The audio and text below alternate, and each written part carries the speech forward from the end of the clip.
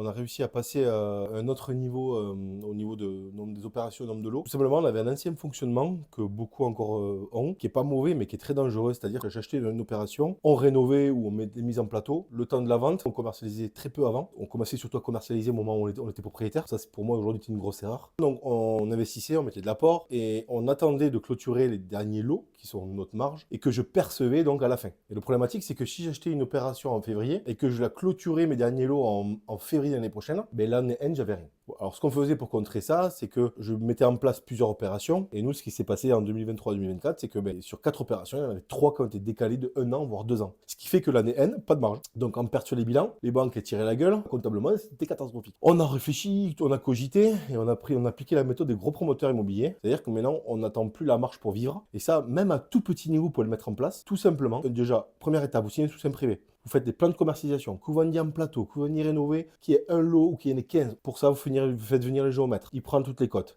Une dessinatrice, elle vous fait les plans de commercialisation, 2D, 3D, un descriptif travaux, que vous fassiez les travaux ou pas. Et nous, au moment où on acte, on prévoit des frais de commercialisation, des frais de montage, des frais de gestion, ce qui fait que sur une opération, on facture entre 50 et 80 000 euros de frais annexes qui permettent de payer les charges en fait. Donc moi, le mois où j'acte mon opération, eh ben, je sais que ça couvre tous mes frais de l'année. Donc en fait, je travaille sereinement. Et ma marge qui me reste, aujourd'hui, c'est de l'argent que je mets de côté.